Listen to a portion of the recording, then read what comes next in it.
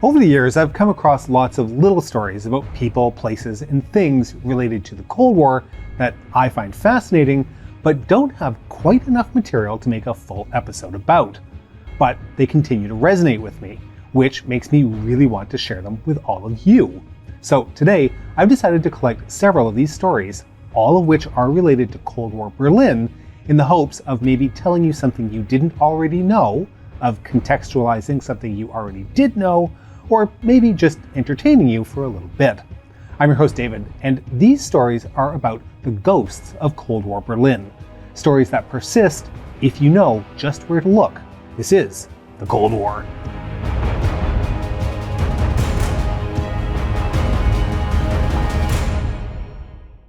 A huge thank you to CoinCheck for sponsoring today's video. I was actually going through some old boxes recently and found this. I knew it was old, maybe Cold War era, but I had absolutely no idea what it was, exactly where it was minted, or if it was worth anything. Google searches were getting me nothing. So I tried the CoinCheck app. It's incredibly simple. You just open the app, point your camera at the coin, and snap a photo. In seconds, the AI does all the work. It identifies the coin, gives you the origin, the year, the mint details, and here's the best part, an estimated market value. Okay, wait, I thought this was just random pocket change, but it's actually a 20 kopeck coin from the Soviet period. Whether you have just a jar of old foreign currency gathering dust, or you want a built-in portfolio tool to track an entire collection, CoinCheck works on any coin from any country.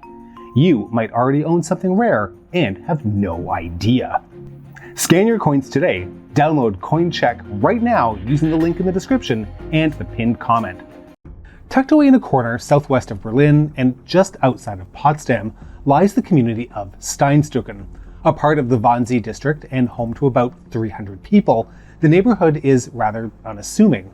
But Steinsteucken holds a unique, if rather odd place in Cold War history. It was a part of West Berlin, but through the oddities of history, found itself an exclave, surrounded by the GDR and separated from West Berlin proper by about 1 kilometer. For the record, Steinsteucken wasn't the only West German exclave. In fact, it was one of 12, but it was the only one that was permanently inhabited. And how did this situation come about? Well, its origins date back to the late 1700s, when farmers in the community of Stolpe bought the land, but which was separated by the Potsdam forest. In 1898, Stolpe was brought into the community of Wannsee, which itself was then made part of Zehlendorf in 1920, part of Greater Berlin. So Steinsteucken was a part of Berlin, despite not being physically connected to it. But not a big deal, right? Well, it wasn't until the occupation of Germany in 1945. Zehlendorf fell under the occupation authority of the United States, including the exclave. Now, for the first few years of occupation, until 1951, the border remained open. However, as the Cold War deepened and the prospect of German reunification faded, this status was likewise called into question. In 1951, an attempt was made by East German security forces and supported by Soviet troops to occupy and annex the exclave, an act that was protested by the United States. The occupation lasted 4 days before being forced to withdraw under pressure from the same Soviet forces that had initially supported the occupation. The East German response was to fence off the exclave with only 2 access points connecting it to West Berlin along what amounted to a basic footpath. For the residents of Steinsteucken, about 120 or so in the early 1950s, travel for shopping, school, work, and anything else could only be done via this corridor. This lasted until 1961 and the construction of the Berlin Wall, when suddenly, not only was access limited only to residents of Steinsteucken, but anybody moving in or out of the exclave had to pass through security checkpoints controlled by the East German Volkspolizei, as well as Soviet troops. However, the barbed wire barrier that had existed since 1951 proved to be a popular escape route for East Germans fleeing to the west, and a wall was soon to replace the fencing, isolating the exclave even further. Lucius Clay, yes, that Lucius Clay, ordered an air bridge to be established to the exclave, and for the next 10 years, multiple helicopter flights per week were made from Tempelhof to Steinsteucken to ensure that basic supplies were maintained for the residents and for the permanent US military outpost that Clay had established in September of 1961. This situation remained until 1971, when, under the terms of the Four-Power Agreement on Berlin, a quadripartite agreement between the four occupying powers, some land swaps were enacted, allowing for a physical connection of land to be established between Steinsteucken and the rest of West Berlin. A road, Bernard Bayer-Strasse, was established, allowing for automotive traffic to pass, surrounded on both sides by the extended Berlin Wall. The only anomaly that remained was the footbridge that had been built over the railway tracks at the northern edge of the exclave. The East Germans refused to give this up in the land swaps, as the tracks were used by Deutsche Reichsbahn, and they feared potential rail disruption if they didn't maintain control of the tracks. In a creative solution, the bridge itself and the airspace above it was given to West Germany, while the airspace below the tracks, as well as the ground, remained part of Brandenburg. The opening of the Berlin Wall in November 1989 and the dismantling of the wall soon after resulted in Steinsteucken quickly becoming integrated fully into Berlin. Today, although the borders of the neighborhood still follow the 1972 route map, one of the only obviously visible memorials of Steinsteucken's Cold War past is a memorial to the air bridge that kept the exclave a part of the West, is a pair of rotor blades from a UH-1 Huey helicopter set in concrete on the site of the landing pad. For a more in-depth read on the history of the exclave, I suggest Donald Smith's 2022 book, Steinsteucken, A Little Pocket of Freedom, published by Acclaim Press. Now, obviously the wall plays a huge role in the life of Cold War Berlin. After its establishment in 1961, it was a stark and visible reminder of a divided city, a divided country, and in many ways, of the way the world was split during the Cold War itself. But walls can be crossed. On Zimmerstrasse in Berlin, about 200 meters from the former location of Checkpoint Charlie, there's a simple steel column, 2.6 meters tall, with a plain inscription, Peter Fechter, 1944 to 1962, wollte nur die Freiheit. He only wanted freedom. Fechter was only 18 years old when he was shot by East German border guards, becoming a symbol of the cruelty of the system. Fechter, a bricklayer, had grown up in post-war Berlin in the Weissensee district, located in the Soviet zone of occupation. His older sister, however, had married and settled in West Berlin, but since free passage between the two cities was still possible in the 1950s, this posed little challenge. When the wall was suddenly built in August of 1961, however, Fechter was cut off from part of his family. A year after the wall's construction, Fechter and a work friend, Helmut Kuhlbeck, made a decision to cross the wall and escape to the west. On their lunch break, they hid in a workshop on Zimmerstrasse, and then, after observing the movement of the guards, jumped out of a window, which remained open, aside from some barbed wire, onto the so-called death strip, an open space that was being cleared between the wall itself that was broken up with barbed wire fence. Both Fechter and Kuhlbeck successfully crossed this and had reached the wall on the other side of the death strip, 2 meters tall and topped with barbed wire. Once they crossed this, they would be in Kreuzberg in West Berlin. But they had been seen, and despite the standing orders to do so, the East German Volkspolizei, the Vopos, did not give any verbal warning to stop and instead opened fire. Kuhlbeck managed to get over the wall, but Fechter became trapped at the bottom of the wall and he was soon shot through the pelvis. He crumpled in the death strip, injured but alive. Keep in mind, this was during daylight hours and was happening in sight of hundreds of witnesses on both sides of the wall. This was also in direct view of Allied guards stationed at Checkpoint Charlie. Fechter lay at the base of the wall in no man's land, screaming in pain, screaming for help. But that help, despite the number of people watching, was simply not forthcoming.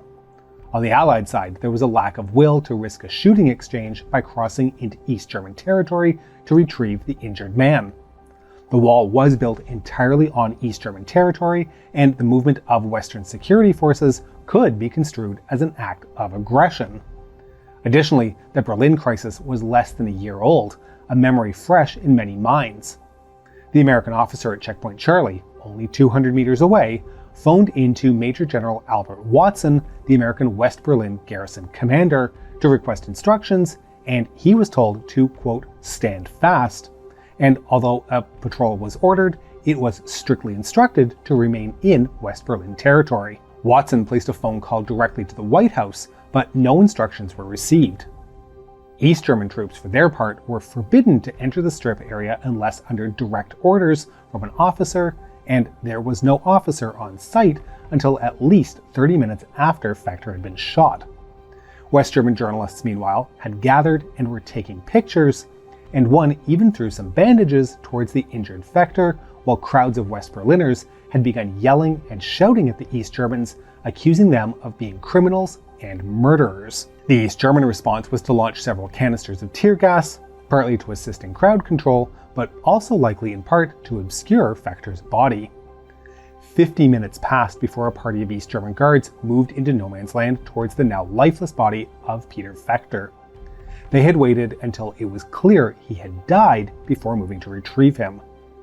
The journalists at the scene captured a now iconic image of the East Germans moving the lifeless body. Crowds on the West German side became unruly, even attacking and smashing the windows of the bus transporting the Soviet honor guard to the Soviet War Memorial in the Tiergarten in the British sector of West Berlin. German newspapers over the coming days vented anger and included headlines such as "Vopos let 18-year-old bleed to death as Americans watch." At the same time, flowers and wreaths began to be left along the wall, followed by a wooden cross as close to the site of Fechter's death as West Germans could come. The inscription read, "Wir klagen," or "We accuse you." The site of the cross didn't take long to become a focal point for anti-wall action, and on the first anniversary of Fechter's death, US General James Polk and Mayor of West Berlin, Willy Brandt, laid wreaths. Fechter was buried 10 days after his death in what was supposed to be a secret funeral, but word had been leaked and over 300 people attended, many of whom were strangers. At the funeral itself, a speaker from the Municipal Funerals Commission spoke, declaring that Fechter had been both thoughtless and foolish. Fechter was then buried with a tombstone that read, "Unforgotten by all." The Stasi cleared the gravesite of any flowers that were left. The East German guards involved in the shooting were rewarded at the time for doing their duty, including medals and possibly even promotions. In 1997, however, 2 of the guards were put on trial for manslaughter, with a third escaping trial because he had already died. There was insufficient evidence as to which of the 3 guards involved had fired the fatal bullet, and sentences of 20 and 21 months imprisonment on probation were given. During the trial, both men expressed remorse and also apologized. "I was assigned to do my duty at the border, and the only thing I can say is that I am sorry about it all." The wooden cross in Berlin remained until after the fall of the wall, the reunification of Germany, and the end of the Cold War.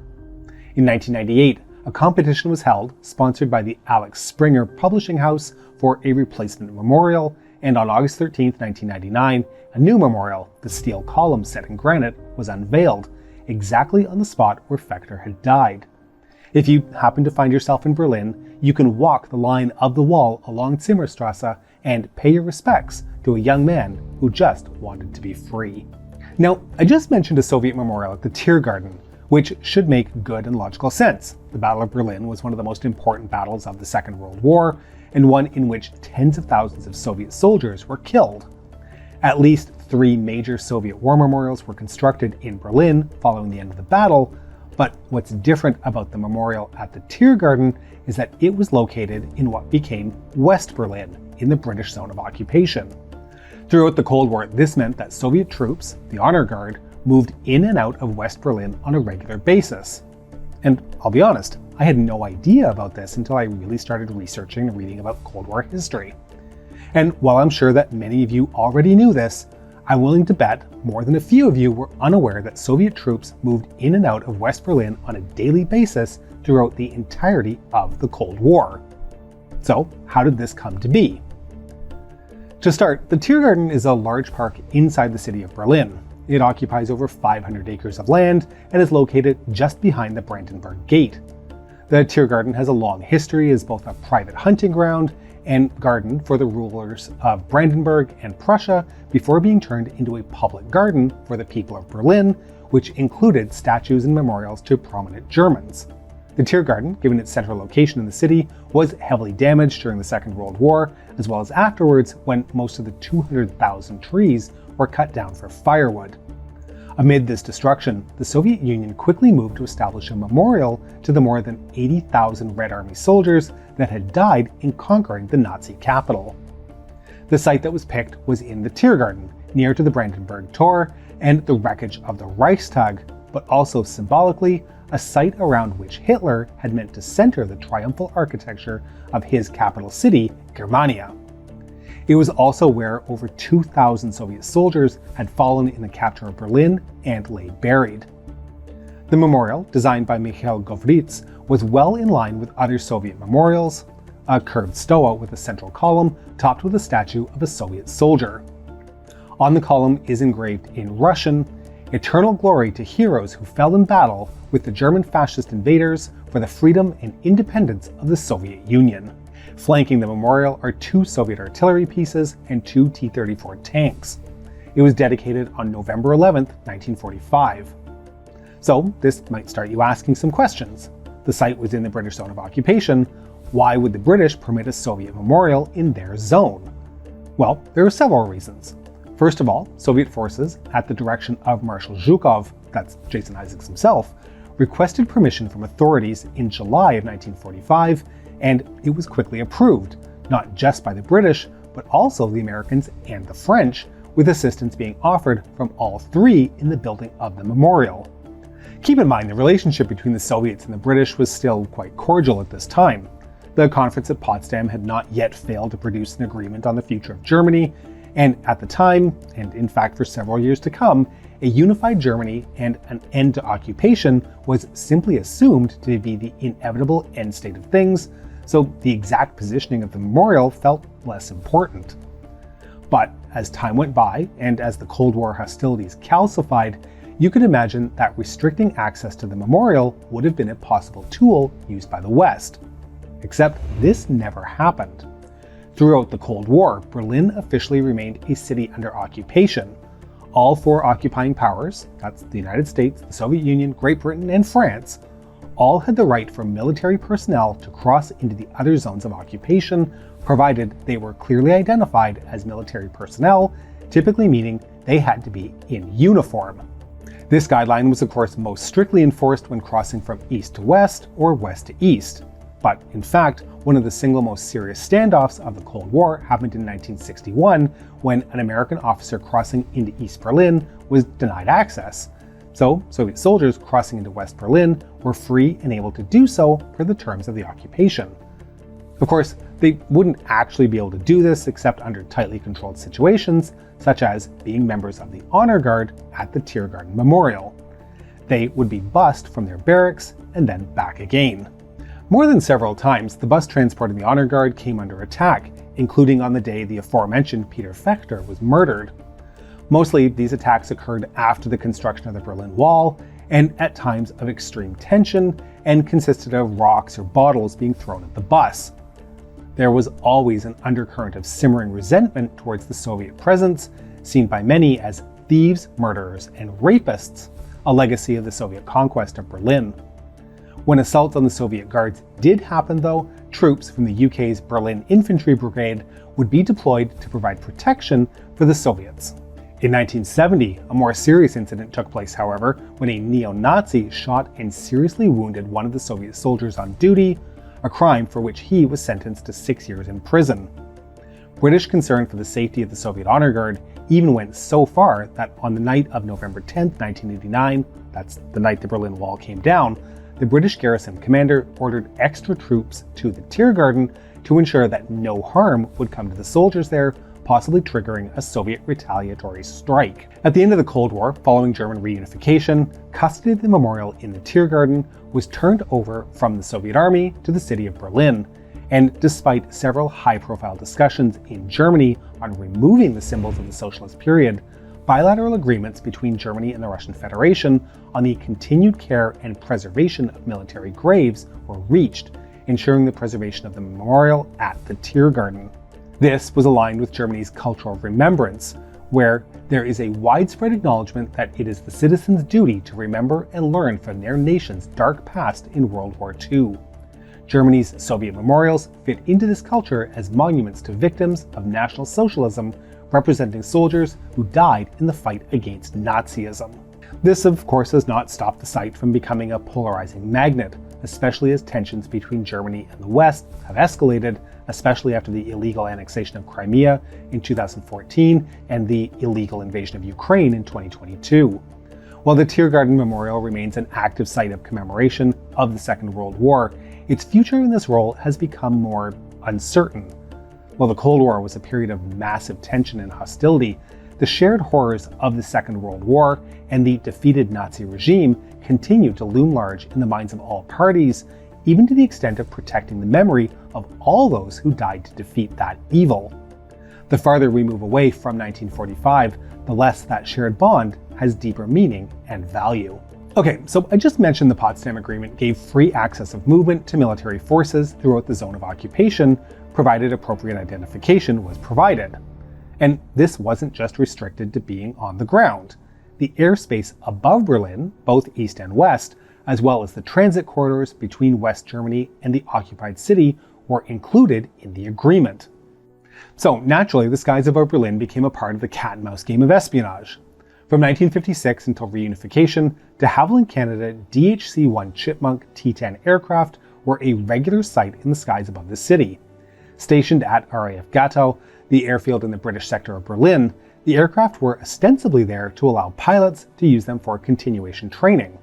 But the aircraft were also being used for 5 out of every 14 days for Operation Schooner, later renamed Operation Nylon, a part of the Brixmus mission of intelligence gathering in East Germany, allowed by the 1946 Robertson-Malinin Agreement. We'll do more on Brixmus soon, if you guys want. The short version of this is that in the immediate aftermath of the German surrender, there was little idea that the occupation of Germany would not actually end, and in order to facilitate communication between the occupying armies, it was agreed that a small number of soldiers from each occupying force would be allowed free access to the other's area of occupation. As the Cold War solidified, however, the military liaison missions, MLMs, became an entrenched method of intelligence gathering. While much of the work of the MLMs was conducted on the ground, in cars expertly driven by men who must have been a little bit mad to do what they did, there was an air component developed as well, that is the Chipmunks, who would fly over the 1,200 square miles of the Berlin Control Zone, the BCZ, as well as each of the 3 20-mile wide air corridors that maintained air access from West Germany to West Berlin.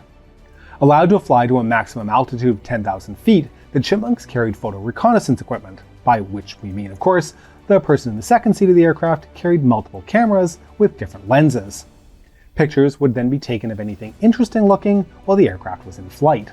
So you might be wondering why not just modify the Chimpunk to be fit with mounted photographic equipment? And the simple answer is secrecy. The aircraft were supposed to be there as training aircraft. If it was known that the aircraft were also spying, the flights would be useless, as the East Germans and the Soviets would simply hide their equipment when the Chipmunks were in the air.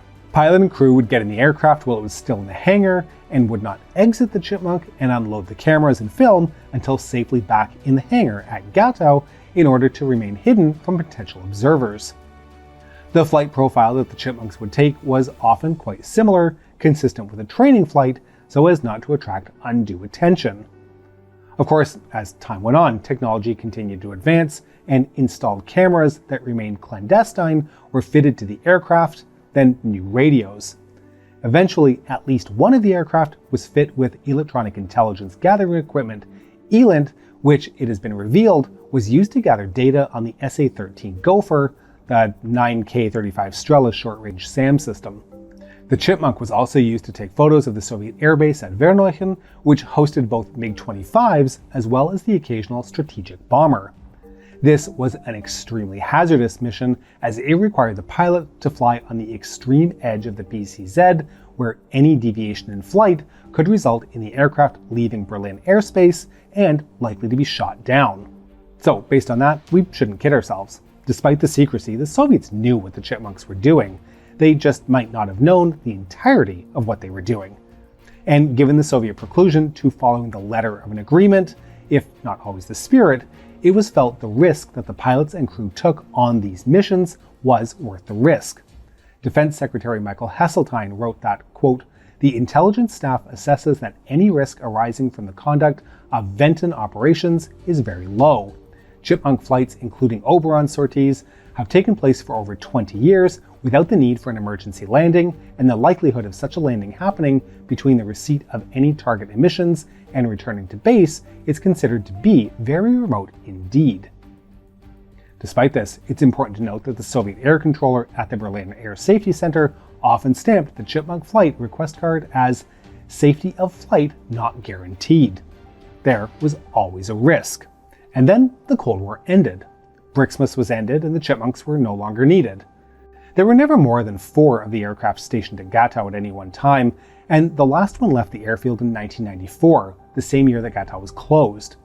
2 of the Chipmunks, unlikely spy planes at the best of times, remain. One of them, WG-486, is still in service with the Battle of Britain Memorial Flight, while the other, WG-466, is on display at the Military History Museum, Flugplatz Berlin-Gatow, relics of the Cold War, and easy to overlook their deep history. So I'm going to start wrapping up this episode, but there's one last vignette, one last short tale that illustrates the long tail left behind in Berlin by the Cold War. Those ghosts of the past that continue to haunt the city, if you just know where to look. And this last one requires a particular viewing angle to really see it, but illustrates how the past extends into the present. In 2012, a photo of Berlin at night was taken from the International Space Station. And what can be clearly seen in the picture, 23 years after the wall came down and 22 years after reunification, is the line of the Berlin Wall. It's just made out of light in this case. Different types of lighting were used in the West versus the East, giving a different color of light that becomes quite noticeable when compared to each other. West Berlin was lit using largely mercury arc lamps, fluorescents, as well as gas lamps. This produced the brighter, harsher white color that you can see dominating the western portion of Berlin in the photo from space. East Germany, on the other hand, tended to use sodium vapor lamps, which produce a softer, more yellow light. While these lamps are slowly being replaced over time, their efficient lifespans have resulted in the line of the Berlin Wall being clearly visible from space decades after the wall ceased to be. So some ghosts of the past are carefully constructed and maintained, intended to preserve a memory. A steel pole is a memorial to a young life cut short. Some helicopter blades as a reminder of a time when supply by air was the only steady connection to a wider city. And of course, a purposeful memorial to those who died to conquer the evils of Nazism, but imposed a harsh and repressive occupation of its own. And there are other ghosts preserved in museums that require us to seek them out, but which can tell fascinating stories of the past should we know what to look for. A simple 2-seat training aircraft is hardly the stuff that spy stories are supposed to be made of. And there are the structural ghosts, those things that surround us, that we see all the time, that have always just been like that, but which came about from the system which created them, the ones that require us to really step back, even go to space, to be able to see them and contextualize them. This is of course only a smattering of examples of the ghosts, just from the city of Berlin. I'd hoped to include a variety of other examples like the Fernsehturm, the Palace of the Republic, Teufelsberg, and of course the ghost stations, the public transport stations in the east that saw trains from West Berlin's U-Bahn and S-Bahn run through them, but which were closed after 1961 and remained under heavy guard. Perhaps all fodder for a future episode, of course. But the point of all this is to illustrate that we are surrounded by history. We just need to know what we're looking at, and a world of stories can and will emerge. Please feel free to share in the comments some of your favorite ghosts of the Cold War from wherever you live or have visited in the past. We hope you've enjoyed this episode, and to make sure you don't miss our future work, please make sure you subscribe to our channel and have pressed the bell button, which is sitting back to remember that history is not just the big events, but is a tapestry woven together of the multitude of different stories, big and small, and that it is worth taking the time to uncover them. Please consider supporting us on Patreon at patreon.com/thecoldwar or through YouTube membership. We can be reached via email at thecoldwarchannel@gmail.com. This is the Cold War Channel, and as we think about the Cold War, please remember that history is shades of grey and rarely black and white.